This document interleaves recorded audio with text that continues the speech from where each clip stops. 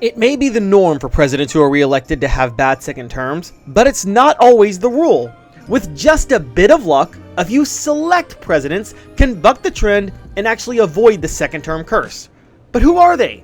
After the success of my first video on this channel, the 10 worst second terms in presidential history, which you can see in the link down below, that seems like the perfect question to ask. Welcome to the History Buffs Hub. In this post, we're going to take a look at the 5 best second terms in presidential history. Before we get started, please hit that like and subscribe button down below, and also ring the bell and turn on your notifications. Leave a comment too. Give your opinions. History Buffs Hub wants to cover anything history related, from politics to sports to pop culture, but we can't do it without your help. The criteria for best second terms will be exactly the same as my video on worst second terms. The success the president had at accomplishing his goals and simply doing the jobs that come with the presidency, what affected them personally, whether it be scandal, illness, or tragedy, and their popularity, including their approval ratings and the success of their party electorally. Again, this has absolutely nothing to do with whether or not you or I agree with their agenda. It's how that agenda, or lack thereof, affected them politically. Now let's dive in. Number 5, Andrew Jackson. Re-elected by a landslide in 1832, Andrew Jackson's second term got off to a great start as the nullification crisis ended 11 days after his second inauguration.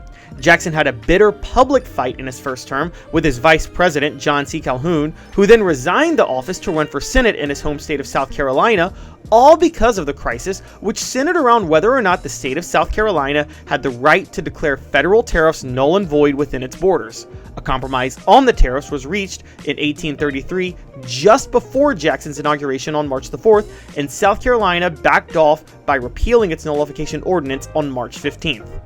Nearly 2 years later, Jackson successfully paid off the national debt, the only president to do so. He then saw through a major goal with dismantling the Second National Bank in 1836. The first Democratic Party president after the Democratic-Republican split, Jackson's brand of what is now called Jacksonian democracy took hold in the country, and he was rewarded politically. His party maintained control of the House in his second term and took control of the Senate after 1834, although senators weren't directly elected back then.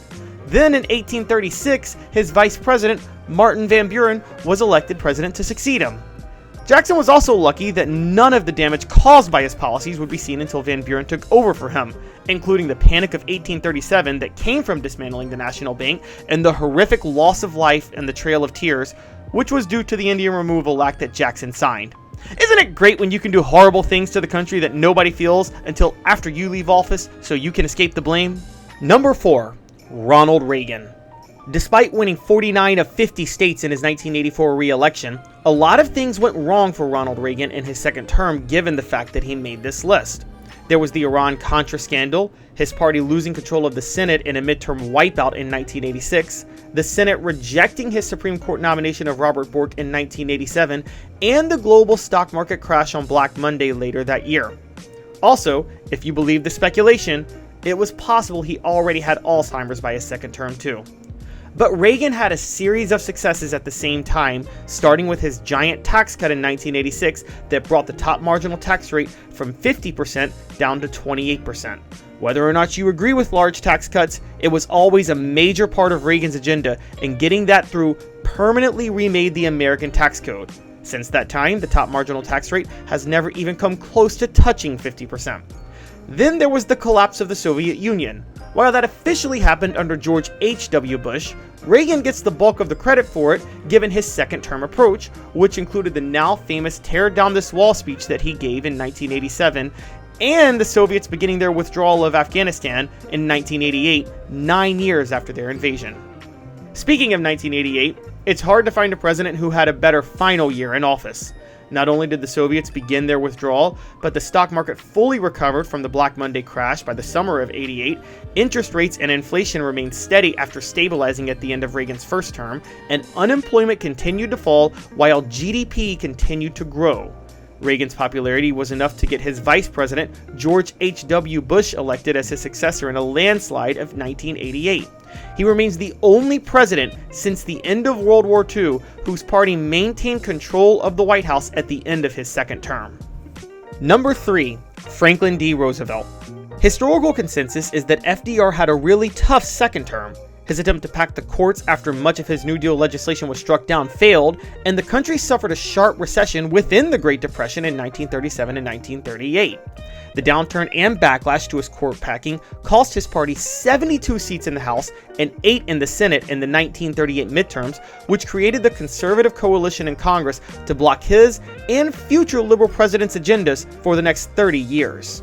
But honestly, given everything that happened in FDR's presidency, his second term only looks bad because of how accomplished his first and third terms were when he pushed through so many New Deal policies and then led the country through World War II, respectively. In this middle term, he still had plenty of success. For starters, legislatively, he got the landmark Fair Labor Standards Act through Congress in 1938, establishing a minimum wage, overtime pay, and child labor standards. That's as significant and historic as any New Deal legislation in his first term. He also got the Excess Profits Act through in 1940 to raise taxes on corporate profits that can exceed certain levels. That quote-unquote failed attempt at court packing that we talked about, it actually worked in FDR's favor. Out of fear that the court would be delegitimized, the justices began to uphold more of FDR's New Deal legislation after the attempt. Not only that, but after he was unable to appoint a justice in his first term, FDR was able to appoint 5 in his second term due to 2 deaths and 3 retirements, so the court was remade in his favor anyway. The economic downturn reversed course in mid-1938, and with the outbreak of World War II in 1939, you could say the Depression actually ended in FDR's second term too. Electorally, despite the number of seats lost in the House and Senate in the midterms, it's important to note that the Democrats were defending the largest majorities in history in both chambers of Congress, so even with their losses, they still held over 2/3 of the House and the Senate each. And for the trump card, FDR saw himself elected to a 3rd term during his second term. He's the only president to do that, so I'd say that's pretty successful. Number 2, Teddy Roosevelt. There are 2 Republican presidents in the first half of the 20th century who ascended to the presidency upon the death of another president, were re-elected when they ran on their own, and had wildly successful second terms, if we can call it that. Calvin Coolidge and Teddy Roosevelt. They both had much more successful second terms than the Democrats who ascended to the presidency under the same circumstances later in the 20th century, Harry Truman and Lyndon Johnson. Coolidge was almost on this list, but the Republicans did take a hit in the 1926 midterms under his presidency, and while his party maintained control of the White House with Herbert Hoover's election in 1928, it's well documented that Coolidge was not a fan of Hoover or his ideology, so that's not really a plus in his favor. FDR's cousin, meanwhile, stood at the forefront of major transformational changes happening in the country at the height of the Progressive Era. Teddy Roosevelt ascended to the presidency after William McKinley was assassinated in 1901 and implemented his Square Deal, which focused on conservation, regulation, and consumer protection. The Trustbuster continued his policies after his landslide re-election in 1904. He passed major legislation in his second term that included the creation of the Food and Drug Administration, the Hepburn Act to regulate railroad rates, and the Antiquities Act, which gave the president the power to protect federal lands, key to his conservation efforts. Roosevelt's party did lose 28 seats in the House in 1906, but they did pick up 3 seats in the Senate, and his hand-picked successor, William Taft, won the presidential election in a landslide in 1908. And the greatest second term ever enjoyed by a president? Number 1, James Madison.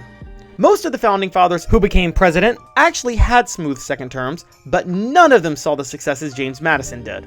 If Madison, as the father of the Constitution, helped create the United States with his Federalist Papers, his second term basically codified the country's existence.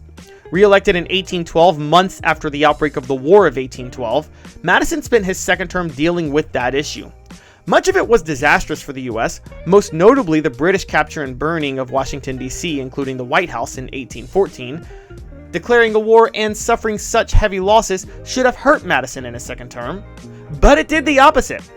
In large part due to the US successfully repelling British attacks on Baltimore and New Orleans, the former of which led to the writing of the Star-Spangled Banner, nationalism in the country surged. Madison was able to claim victory too, even if the war technically ended in a stalemate with the Treaty of Ghent, which returned all conquered territory and property to its pre-war owners.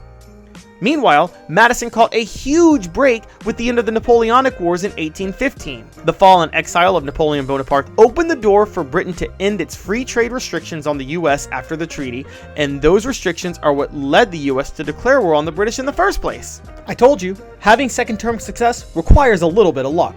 America fighting the greatest empire in the world at the time to a draw and then ending up in a better place than it was before the war economically was a major success. Madison's Democratic-Republican Party was rewarded by picking up 4 seats in the House in the 1814 midterms while maintaining control of the Senate, which at the time was chosen by state legislatures. Most notably though, the Federalist Party began its rapid collapse after the war, and Madison's Democratic-Republican Party successor, James Monroe, was elected president in 1816, launching the era of good feeling. Most presidents are lucky to see their party maintain power after their second term. Madison got to see his opposition party destroyed as well. That, combined with a successful war, makes for a pretty epic second term. Thanks for hopping into the History Buffs Hub to watch this video. Which president would you say had the best second term of all time? Please tell us in the comments, and once again, don't forget to hit that like and subscribe button for more history videos in the future.